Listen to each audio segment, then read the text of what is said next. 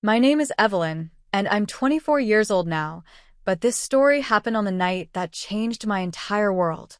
It was a night of silk gowns, whispered diplomacy, and the cold, intricate language of clockwork. They always saw my hands as a liability, a disappointment. My mother would sigh at the faint calluses on my fingertips, and my father, the ambassador, would pointedly suggest I wear gloves to hide the tiny, perpetually healing nicks and scratches. They were the hands of a diplomat's daughter, meant for delicate handshakes and holding champagne flutes, not for grasping files or tightening screws. Little did they know, those same hands, often stained with grease and marked by the ghosts of tiny gears, would one day hold hundreds of lives in their grasp. It was the night my secret, shameful passion became the only thing standing between a ballroom full of life and a deafening, final silence. Before I reveal what made my own family look at me like a stranger and a hero in the same horrifying moment, I want to know where you're watching from. Let me know in the comments below. And if you've ever felt like your true talents were unseen or misunderstood by the people who are supposed to know you best, hit that like button. For all the new faces here, make sure you subscribe, because this is a community for people who understand that sometimes our greatest strengths are the ones we're forced to hide. The Valdian Embassy was a monument to elegant restraint and calculated power. Its marble floors were polished to a mirror shine, reflecting the weight of centuries-old chandeliers that dripped crystal light like frozen tears. To my family, this was home, a stage upon which the grand play of international relations was performed. To me, it was a beautiful cage. My father, Ambassador Richard Davenport, moved through its halls with an innate sense of ownership. He was a man carved from ambition and tailored suits, his smile a tool, his handshake a treaty. My mother, Camilla, was his perfect counterpart, a woman whose entire existence was dedicated to the art of appearances. She curated our lives as meticulously as she curated the embassy's guest lists, ensuring every detail was flawless, every public-facing moment a testament to the Davenport name. And then there was my brother Julian. 2 years my senior, Julian was the golden child, the heir apparent to my father's political legacy. He had our father's ambition and our mother's effortless charm. He was already a junior attaché at the foreign ministry, his path paved with accolades and parental pride. I was the anomaly, the off-key note in their perfect symphony. My passion wasn't for policy or parties. It was for the hidden world of mechanics, for the soul of machines. My heart beat in time with the tick-tock of an escapement wheel, not the polite chatter of a diplomatic reception. This secret world of mine lived in a forgotten storage room in the embassy's East Wing, a place that smelled of dust, sweet machine oil, and old wood. It was once the workshop of my maternal grandfather, a master horologist who had passed away when I was 12. He was the only one who had ever understood. While my parents saw a little girl with a strange and unladylike fascination, my grandfather saw a kindred spirit. He had been the one to place a loop in my hand, to teach me the patient art of listening to the language of a mainspring, to respect the microscopic precision required to bring a dead timepiece back to life. After he died, my parents had the workshop cleared out, wanting to erase the memory of what they considered his eccentric, common hobby. But they missed one small, locked room at the very back. I found his old tools, his lathe, his collection of tiny, meticulously organized drawers filled with gears and screws and jewels. It became my sanctuary, the only place in the entire embassy where I could be Evelyn, not just Ambassador Davenport's daughter. The Sovereign's Gala was the crown jewel of the diplomatic calendar, the one night where the embassy had to be more than perfect. It was a performance of national importance, and every member of my family had a role to play. My role, as always, was to be a silent, smiling accessory. That evening, the tension in our private quarters was thick enough to cut with a butter knife. My mother circled me like a hawk, her eyes scanning for imperfections. "Stand up straight, Evelyn," she commanded, her fingers adjusting the silk strap of my emerald gown. The dress was beautiful, a cage of another sort, constricting my movements. "Your posture is the first thing people notice. It speaks of your breeding." I resisted the urge to tell her that good posture was also essential when hunched over a workbench for hours. And for heaven's sake, do try to look engaged tonight. Last year you spent 20 minutes staring at the clock in the grand hall. It was mortifying. I was trying to figure out why its pendulum was losing 2 seconds per hour, I thought, but I said nothing. Arguing was pointless. It was like trying to explain color to someone who could only see in shades of gray. My father entered, already in his tuxedo, a walking embodiment of authority. He didn't even say hello. He handed me a small, embossed card. "Your list," he said, his tone brisk. "These are the people you'll engage with tonight.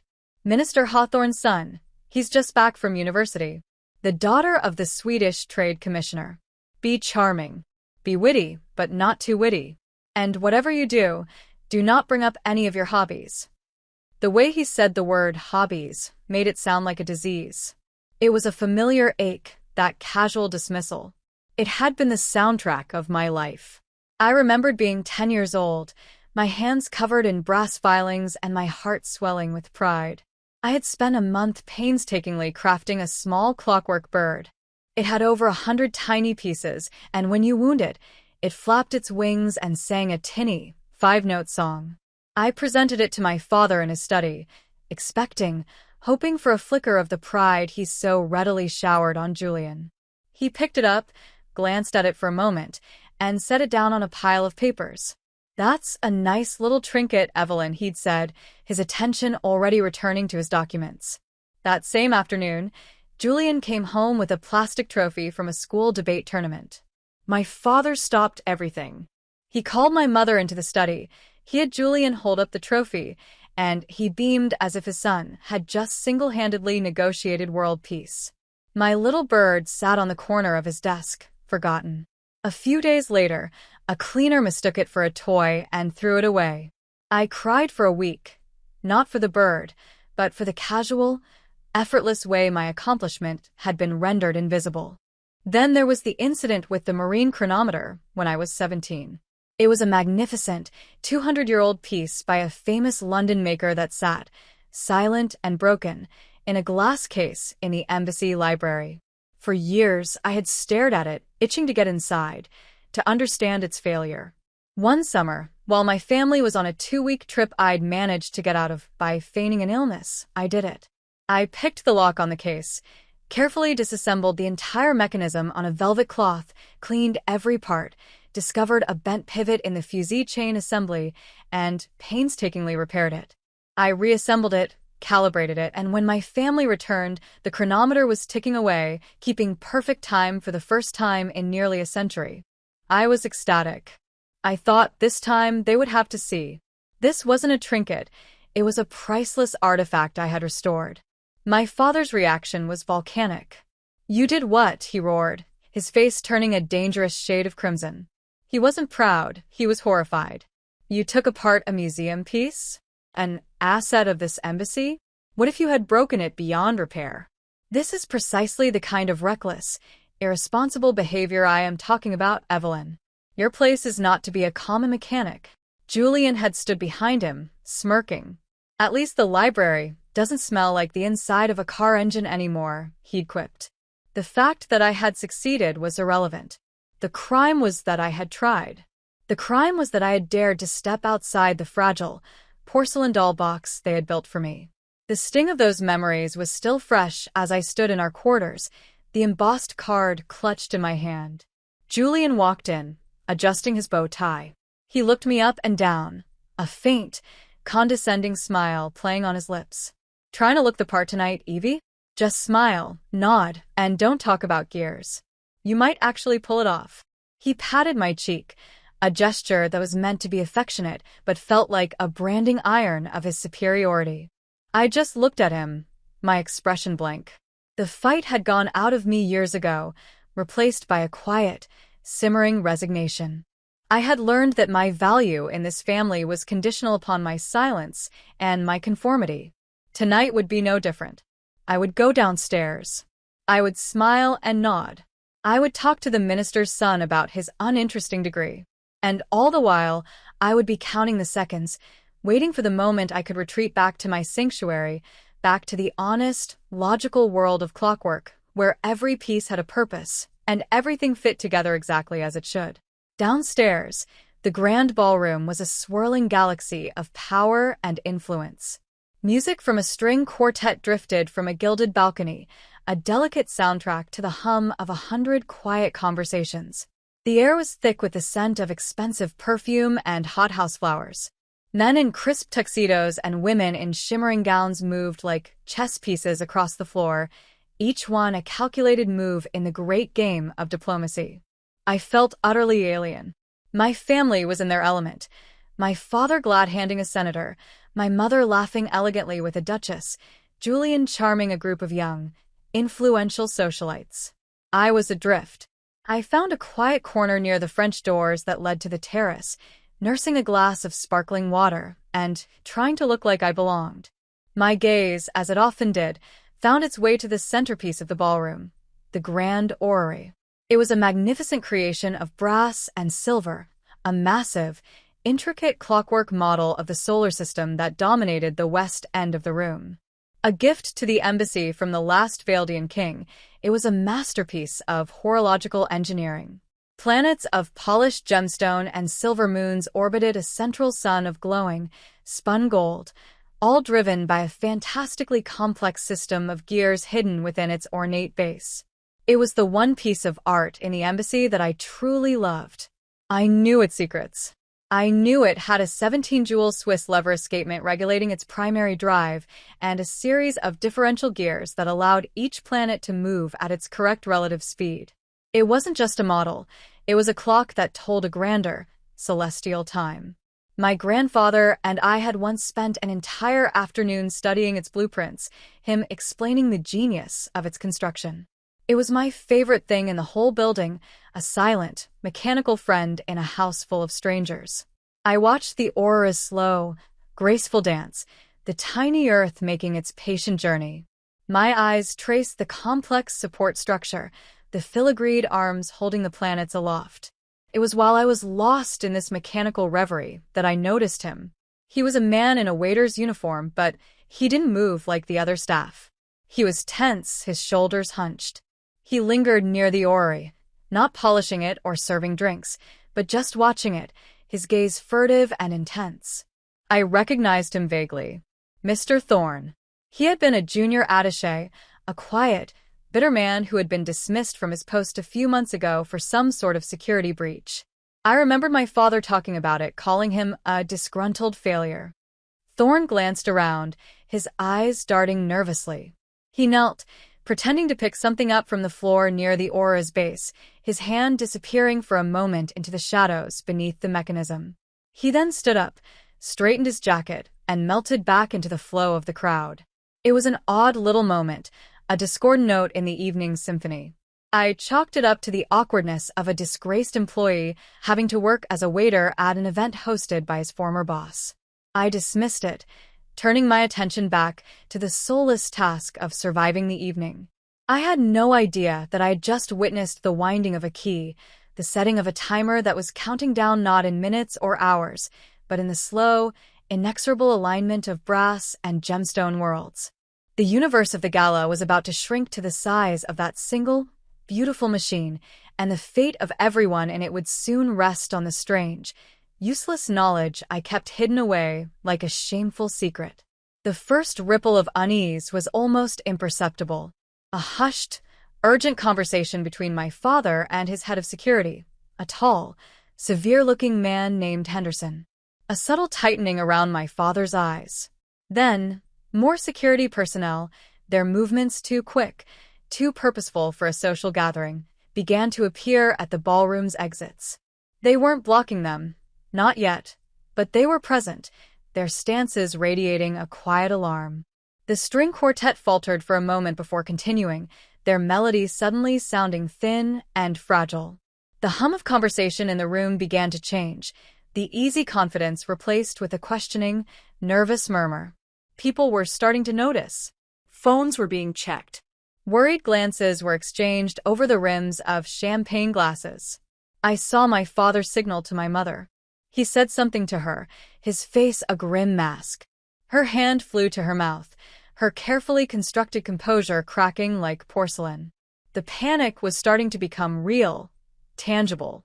It spread through the room like a cold draft. I saw a woman start to cry silently. A man grabbed his wife's arm, his knuckles white. The performance was over. The polite fictions of the gala were dissolving, replaced by a primal, animal fear.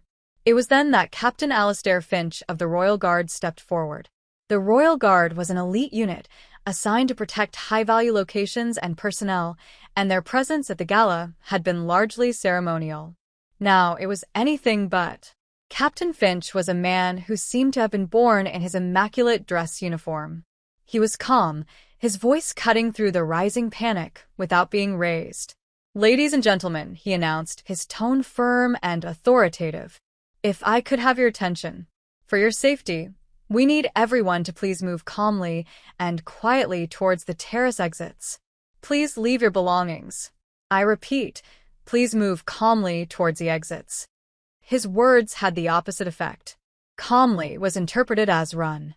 A surge of bodies moved towards the doors, a frantic crush of silk and desperation. A woman stumbled, her cry lost in the shuffle of feet. My mother grabbed my arm, her grip like a vice. "Evelyn, come on. We have to get out." Julian was already pulling her towards the exit, his face pale with a fear that stripped away all his usual arrogance. My father was with them, trying to shepherd his family out. His social authority vanished, replaced by the simple, desperate need to escape. But I was frozen, my eyes locked on the orrery.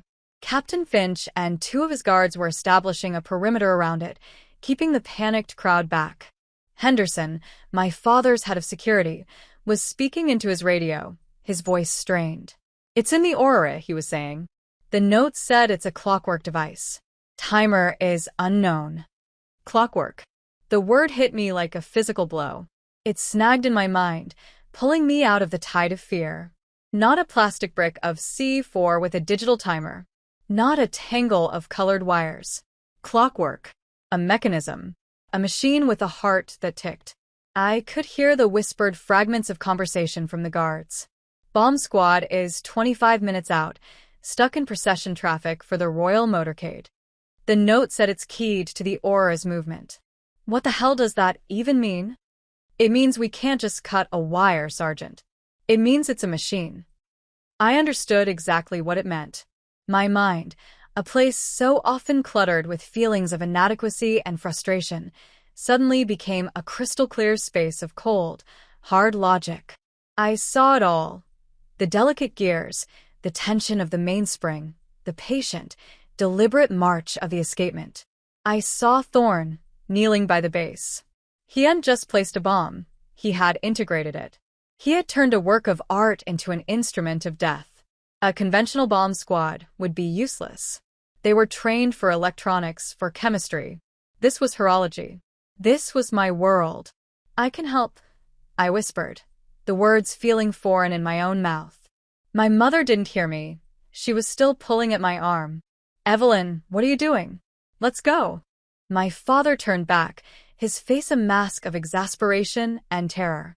"For God's sake, Evelyn, this is not the time to be staring at that contraption. Move." But I pulled my arm free from my mother's grasp. I took a step towards the guards, towards the orrery. "I can help," I said again, louder this time, my voice shaking but clear. My father looked at me as if I had lost my mind. "Help? Don't be ridiculous. You'll do as you're told and get out of here right now." His voice was a whip crack of parental authority, the same tone he'd used when he'd found me with the chronometer. It was meant to cow me into submission, as it always had.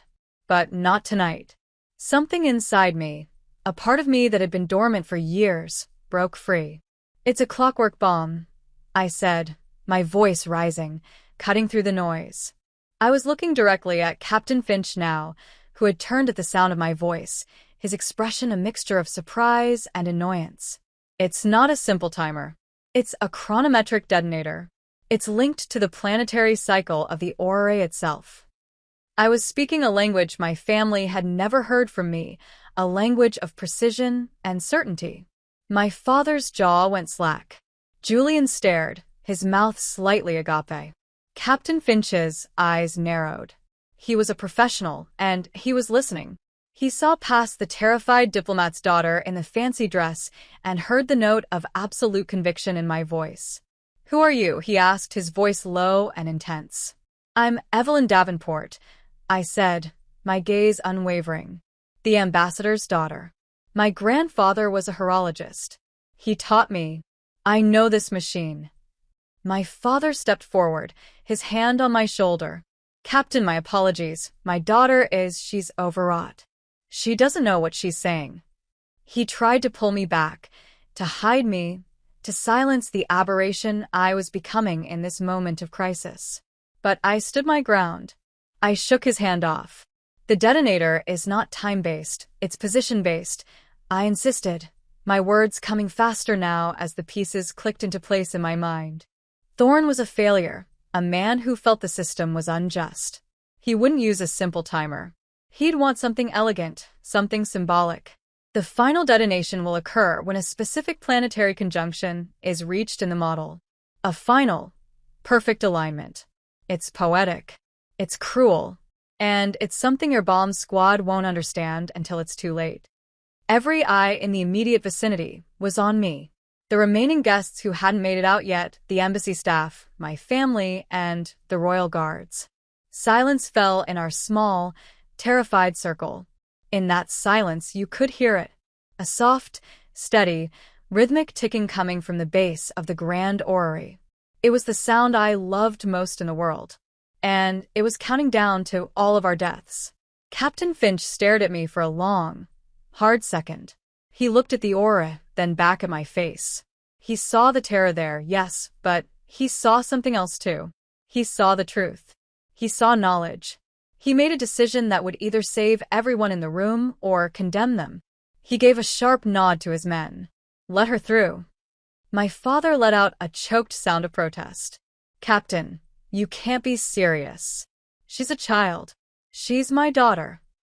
Captain Finch's gaze was like ice.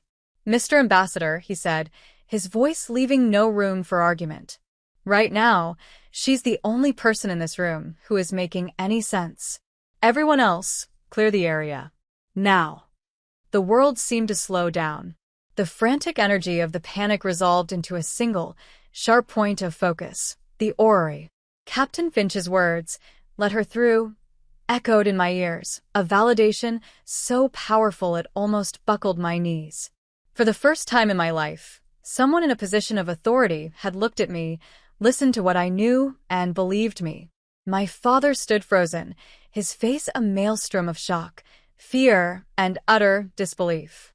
My mother was clutching Julian's arm, her knuckles white, her eyes wide with a horror that was directed entirely at me.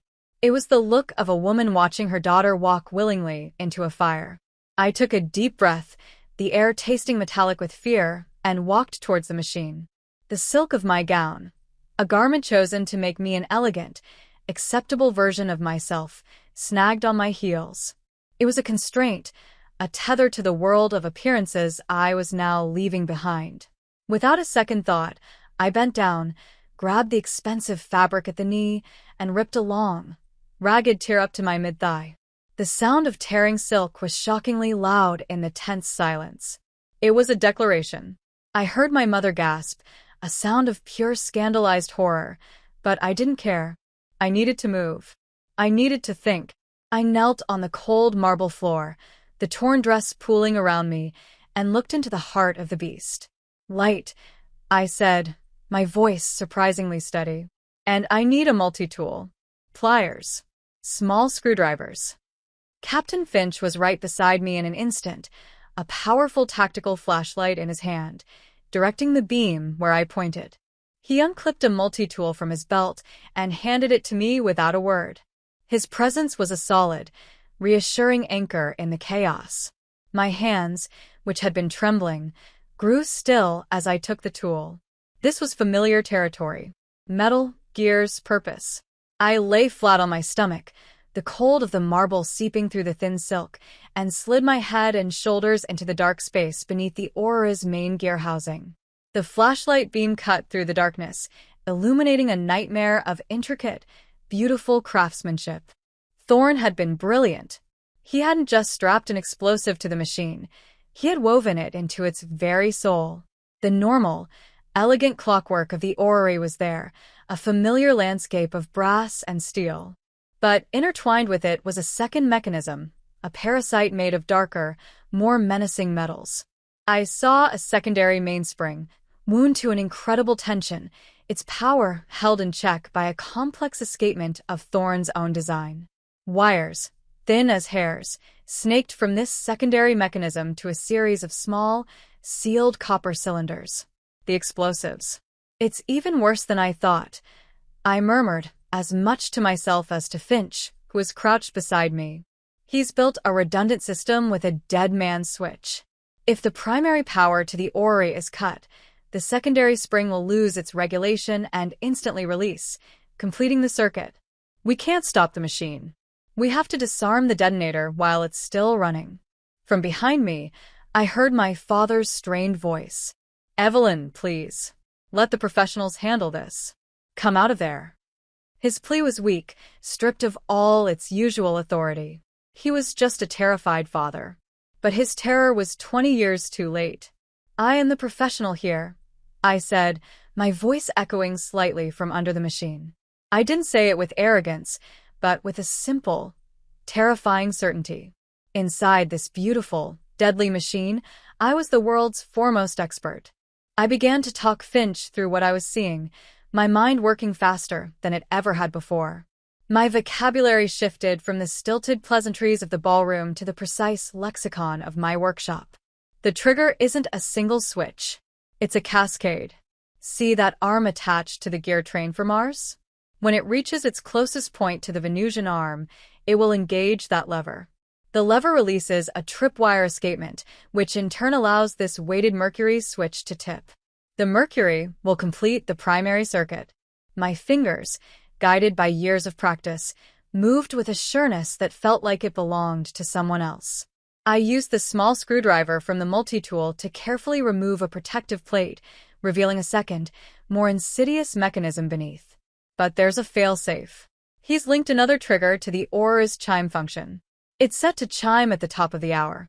The vibrations from the chime hammer will dislodge this balanced pin, which will also trip the mercury switch. We don't just have to beat the planetary alignment. We have to beat the clock. I glanced at my own watch. It was 10:56 p.m. We had less than 4 minutes. 4 minutes until the planets aligned or the clock struck 11, whichever came first. The air grew thick. The remaining crowd, pushed back to the far walls, was a silent, collective held breath. I could feel my family's eyes on me, their disbelief a physical weight.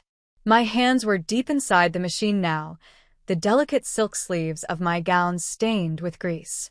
I could feel the rhythmic vibration of the gears, the lifeblood of the machine, running through my fingertips. "Think, Evie, think," my grandfather's voice echoed in my memory. Asterisk, don't fight the machine. Understand it. Listen to what it wants to do. Asterisk, I saw the path. There were 3 key components to disable in sequence. First, the chime hammer had to be blocked. Second, the tripwire for the planetary lever needed to be severed. Third, and most terrifyingly, the mercury switch itself had to be locked in place. Doing them in the wrong order would trigger one of the failsafes. "Finch," I said, my voice tight. "I need to block the chime hammer. I need something thin and strong to wedge into the release mechanism." He was already thinking, patting his pockets. "I have nothing that small." My eyes scanned the darkness. My mind raced. Then I remembered. The carefully constructed chignon at the back of my head, a hairstyle my mother had insisted upon, held in place by a dozen strong steel hairpins. It was another piece of the cage, another symbol of the woman I was supposed to be. And it was about to become the key to our survival. I reached up with one greasy hand, fumbled for a moment, and pulled a long, sturdy pin from my hair. A thick lock of hair fell across my face, but I ignored it. I slid the hairpin into the mechanism, my fingers working by feel, guided by my mind's eye view of the gears. I found the chime release lever and carefully, gently, wedged the pin into place, immobilizing it. One thread down. The clock on my wrist now read 10:58. The tiny gemstone Mars was moving with agonizing slowness towards its conjunction with Venus. 2 minutes. I moved to the second mechanism, the tripwire. It was too fine to cut with the pliers on the multi-tool. It needed to be disengaged from its anchor point. My fingers were too large to fit into the tiny space. Panic, cold and sharp, pricked at the edges of my focus. I can't reach it. I breathed, a tremor in my voice. The anchor pin is too deep. From behind me, Finch's voice was a low growl of encouragement. You can do this, Miss Davenport. Think.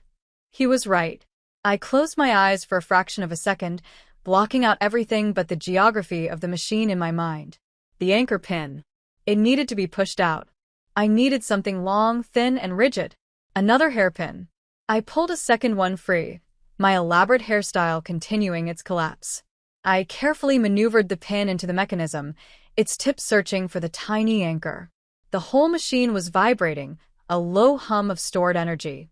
My heart hammered against my ribs, a frantic, chaotic drumbeat against the steady, lethal ticking of the clock. I found the pin. I pushed. There was a tiny, almost inaudible click as it disengaged. The tripwire went slack. 10:59, the planet Mars was now millimeters from its final position. One final step. The Mercury switch. It was the most dangerous part. It was balanced on a hair trigger. The slightest jolt, the slightest vibration beyond the machine's normal rhythm, could set it off. I had to lock it without touching it. I saw how. A small retaining clip, designed to hold the switch for transport, was still attached to the housing but rotated out of the way. If I could just rotate it back into place, it would cage the switch. But the screw holding it was tiny and delicate. The screwdriver on the multi-tool was too clumsy, too large. It would slip and could jolt the entire assembly. My mind screamed, searching for a solution. I had nothing. It was over. We were out of time and out of tools. And then I felt it, on my earlobe. A small, simple diamond stud. A 21st birthday gift from my grandfather. The setting was platinum, the post thin but incredibly strong. It was my last desperate chance. With fumbling fingers, I unclipped the earring. The tiny diamond caught the light of the flashlight, a single, brilliant spark in the darkness. I held the post between my thumb and forefinger, my movements infinitely slow, and guided it towards the tiny screw on the retaining clip. The tip of the post fit perfectly into the screw head.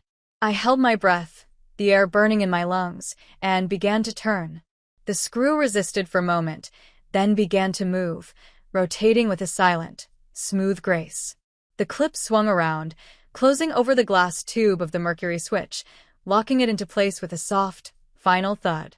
At that exact instant, the tiny arm on the Mars gear train touched the now useless lever. The mechanism, trying to complete its deadly purpose, fired. But with the tripwire slack and the Mercury switch caged, nothing happened. A series of empty, impotent clicks echoed in the sudden, profound silence. The ticking had stopped. The aurora froze, its planets locked in their near-fatal embrace. A collective gasp went through the room, a wave of sound as hundreds of people started breathing again. I lay there for a moment, my cheek pressed against the cold, dusty marble, the diamond earring still clutched in my fingers. The only sound I could hear was the frantic pounding of my own blood in my ears. It was over. I slid out from under the orrery, blinking against the sudden brightness of the ballroom chandeliers. I felt dazed, disconnected, like a diver surfacing too quickly. My emerald gown was torn and stained with black grease.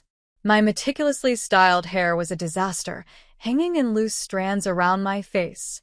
I had a smudge of oil on my cheek. I looked up and saw a sea of faces staring at me, a mixture of awe, relief, and utter shock. The silence was broken by a single person clapping, then another.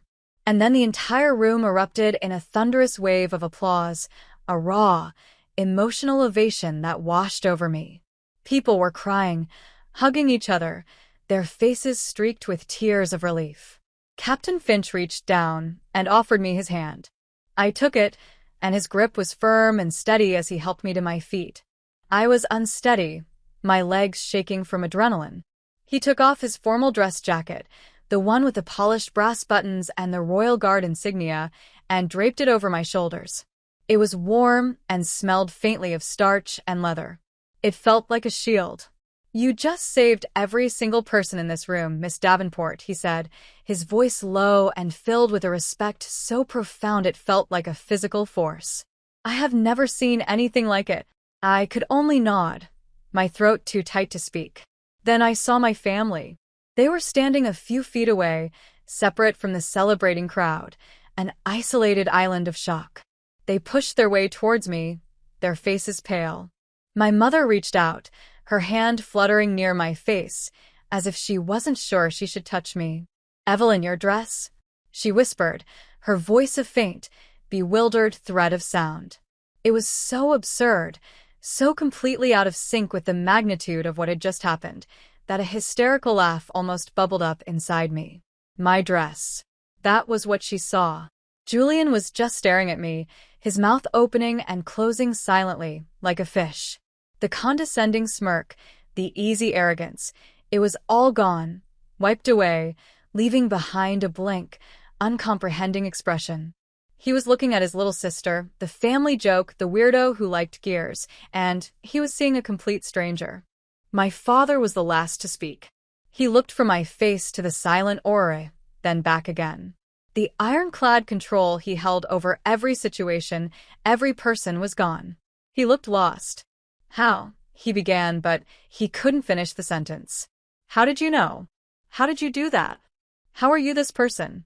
The questions hung in the air between us, a chasm of everything he had never known, never bothered to see. There was no pride in his eyes. Not yet.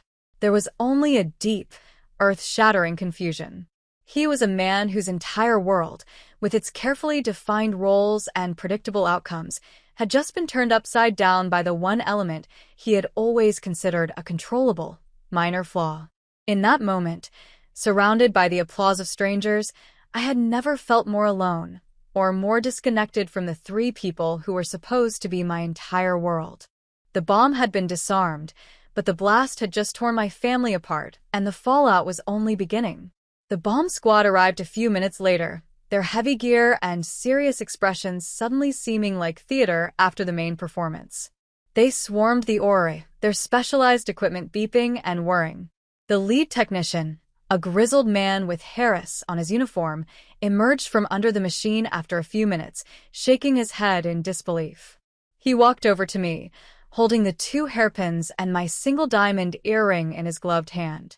"Miss Davenport," he said, his voice gravelly with awe. "My team and we wouldn't have known where to start.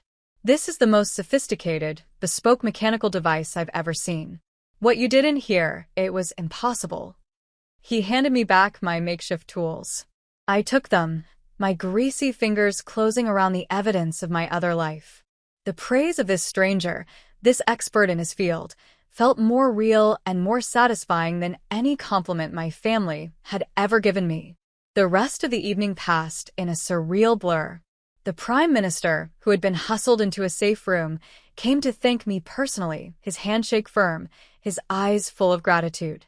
A member of the royal family, a young duke who had been a guest of honor, spoke to me for several minutes, promising that my courage would not be forgotten. Reporters were already gathering outside the embassy gates, their cameras flashing like lightning. Overnight, I had been transformed.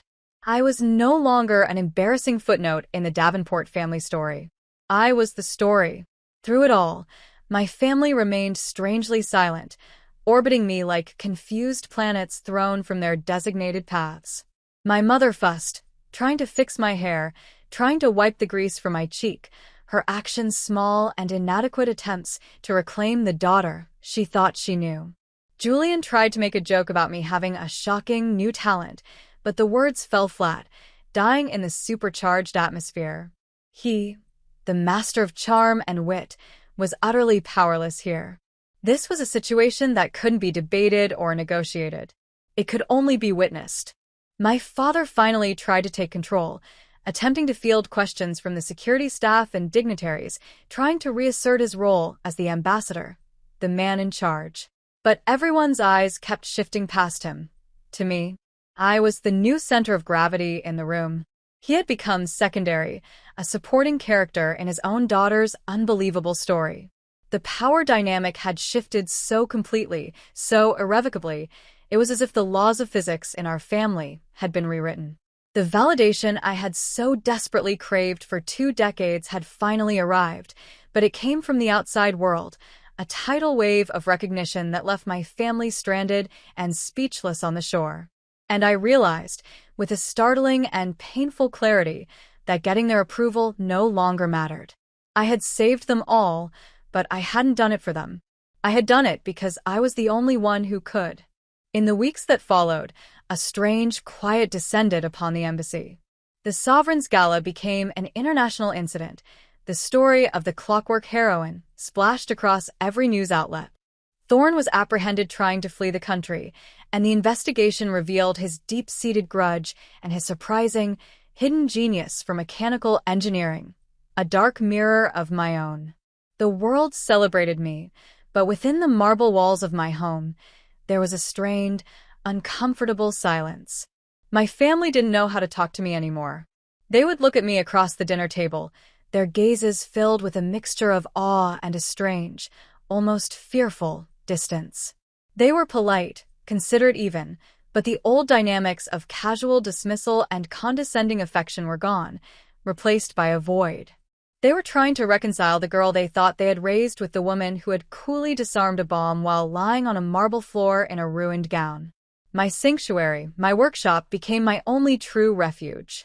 I spent hours there, not building anything new, but simply cleaning my tools, organizing my parts, the familiar, repetitive tasks calming my frayed nerves. It was there, about 2 weeks after the gala, that Captain Finch found me. He knocked on the open door, his presence filling the small space. He was out of uniform, dressed in simple civilian clothes, which was somehow more striking than his formal attire. He looked around the workshop, his eyes taking in the diagrams on the walls, the half-finished automaton on my workbench, the neatly arranged lathes and calipers. He wasn't looking at a hobbyist's mess. He was looking at a professional's laboratory.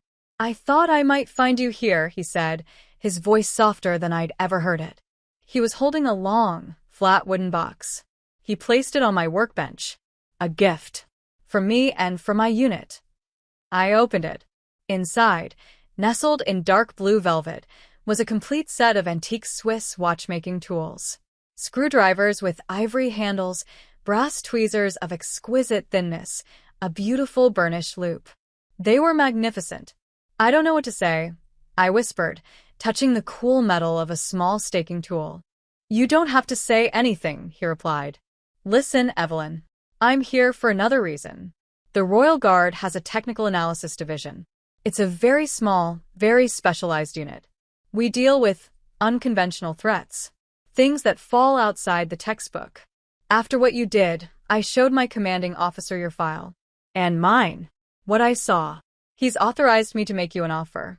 A civilian consultant position to start, but with a path to a full commission. We need your mind, Evelyn.